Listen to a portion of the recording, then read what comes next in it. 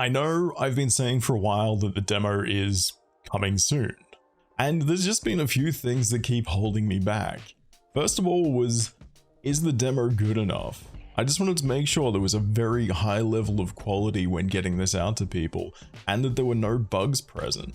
Well, there's probably going to be bugs, and if there are, it's a demo. Who cares? People should understand that. The other one was something that I covered in my procrastination video, and simply that is fear. Putting yourself out there is scary. And the other one is just, I was thinking, is it wise to put out a demo when I've got a funding application in process already?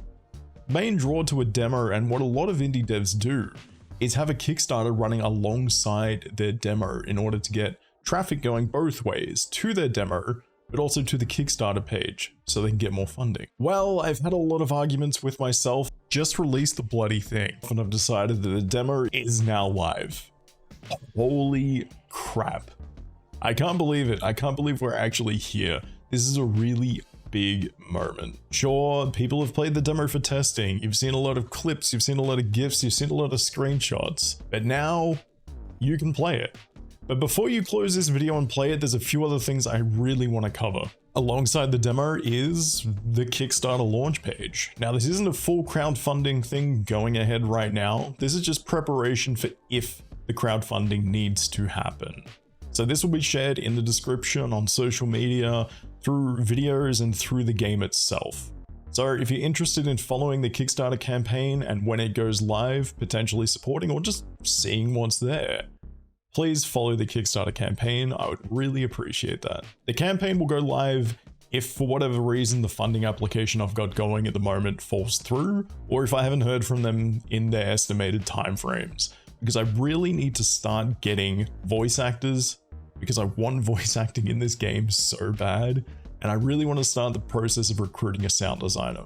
I just want to say a big thank you to anyone who's been subscribing, sharing, commenting, liking, interacting on any social media.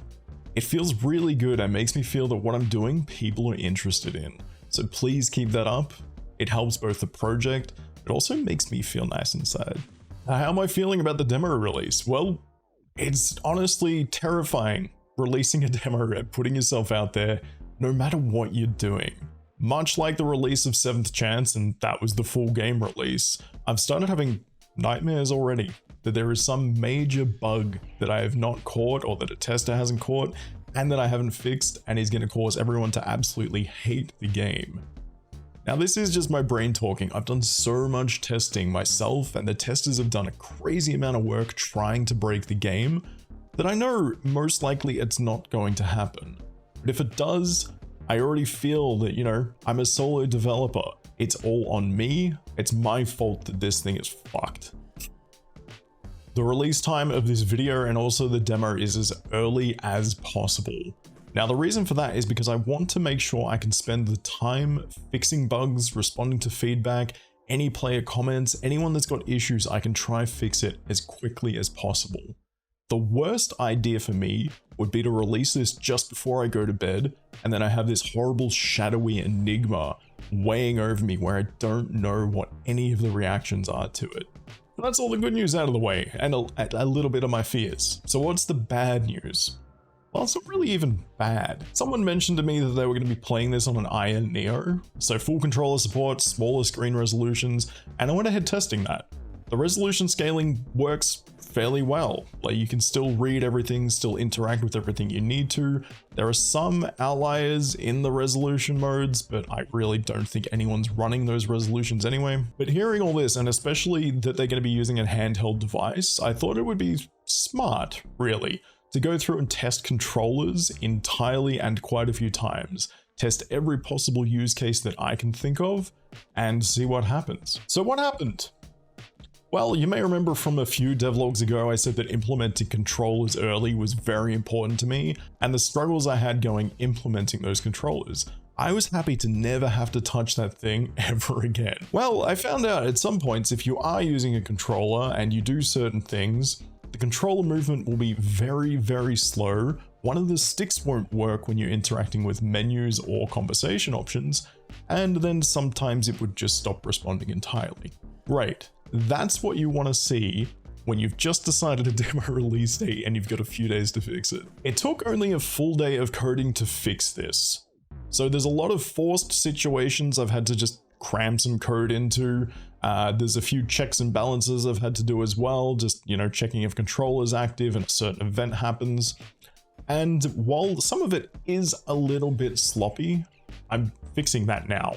I'm just tidying it up, it's fine. It's not gonna break by tidying. I just wanted to make sure it worked. So the demo version you play may actually just have those full fixes in it anyway, and this whole thing I was just talking about is kind of pointless. But at least you get to see the process. As for the funding application I mentioned in the previous devlogs, I still haven't heard anything back. But it is early days and I haven't heard a rejection already, so that's good. The Kickstarter launch page, as I said earlier, is up and you can go follow it. You can't back it yet, and this is for one very important reason. Everything I've seen in regards to Kickstarter is that you should have a launch page going 1 month beforehand in order to gather your followers, and then the following month, release your campaign, and all those followers are notified to come check out the page itself. And the Kickstarter campaign isn't guaranteed that it will even go live. It's only an if-when situation. If I hear about the funding, when it needs to go live, we'll see what happens, but I'll keep you updated throughout these videos and via social media. Well, that about wraps up this week of dev work, and it's almost time for you to go play the demo, but just quickly. I'll only keep you for another few seconds, I promise. I just want to say again, I know I've already done it, but thank you so much. The wish lists are going up, the interactions in the YouTube community is going up, social media interactions going up, and I'm feeling pretty fucking fantastic. So thank you. If you enjoy the demo or if you're liking this video, please share it with everyone you can. Any little bit helps to get more eyes on the project. Right now, I'm gonna go play some Star Wars Jedi Survivor because I have been looking forward to this game for many years now, and it's gonna probably take my mind off knowing that people are playing my game. It's scary.